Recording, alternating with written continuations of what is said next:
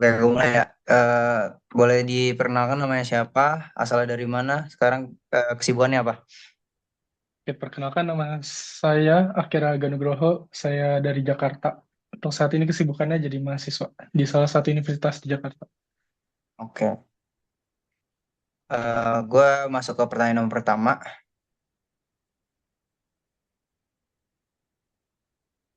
Di sini tuh ada satu itu, oke. Di sini itu lo jawab di pertanyaan apakah Anda pernah menggunakan platform pembelajaran pemrograman web. Nah, di sini tuh lo jawab sebentar. Pernah? Pernah ya jawabnya ya.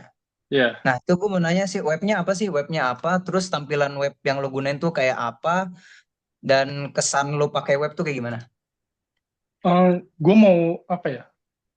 Mastiin dulu aja kali ya. Ini tuh maksud platform pembelajaran pemrograman web ini kayak platform yang isinya kayak materi-materi aja kan? Ya, Buat di kayak apa? materi-materi Materi bener-bener. web development ya. Ya, web Paling development. salah satunya paling ya Web3 School itu sih. Kalau Oke. mungkin nggak yang sering-sering banget, tapi ya Mm-mm. pernah pakai. Oke. Dan Webnya kira-kira kayak gimana eh, tuh kalau terus apa webnya tuh kayak apa gitu? Boleh web? dijelasin nggak Oh, singkat? webnya itu kurang lebih isinya ya materi-materi singkat. Di Hmm. isinya pastinya ada contohnya juga. Terus ada kalau udah lihat materinya, terus scroll-scroll ke bawah itu ada soal-soal atau latihan-latihan singkat kayak snippet ya kurang lebih ngisi-ngisi codingan kosongnya itu sih. Sama aku kurang tahu ya ada forumnya atau enggak. Tapi yang seingatku itu ada snippetnya buat latihan kecil-kecilan. Mungkin bukan Hmm. yang real project, tapi masih latihan awal-awal. Karena kan Web3 School itu lebih ngedalamin materi code-nya dibandingkan pengalaman project-nya. Gitu.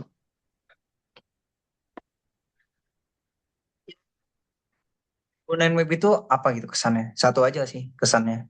Bebas. Boleh diulang, sorry.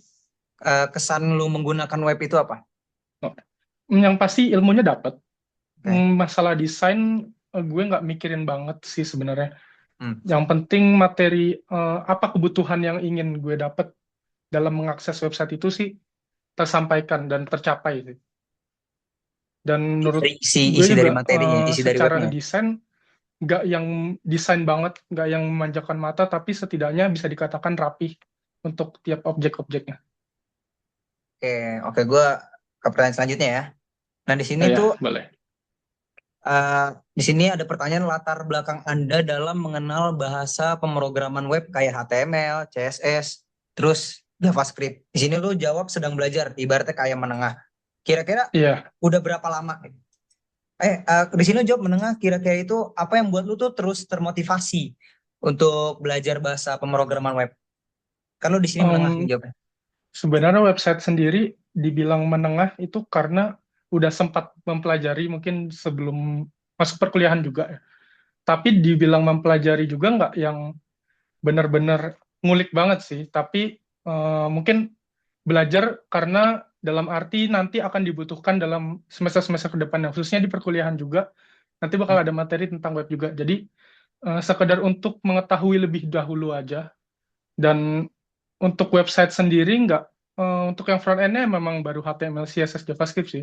Belum nyoba Iya. ke TypeScript dan React-nya itu juga belum. Hmm. Jadi benar-benar masih awal. Dan untuk dalam arti sedang belajarnya itu masih ngulik juga di bagian desainnya atau di CSS-nya itu. Jadi,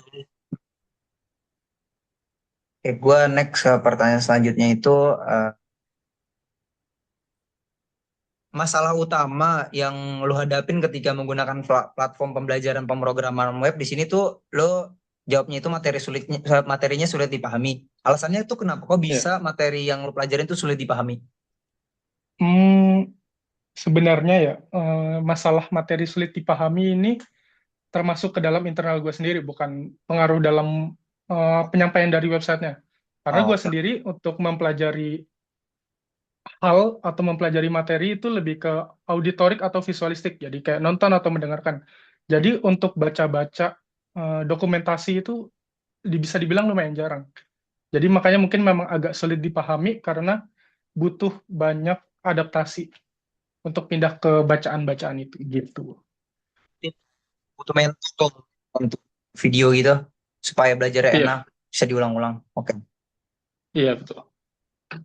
Oke, gue ke pertanyaan selanjutnya itu, di sini lu kan jawab belajar tuh lebih nyaman menggunakan laptop ya. Nah, Ya, alasan lu tuh kenapa kok menggunakan laptop, kenapa nggak HP aja?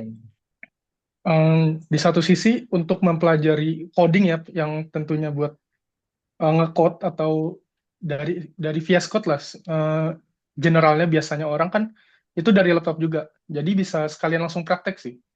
Dan untuk menonton atau membaca dokumentasi di layar yang lebih besar itu kan juga lebih enak. Saya berarti berarti pengaruh layar juga penting banget ya karena di HP mungkin lebih Penting. kecil. Iya, betul.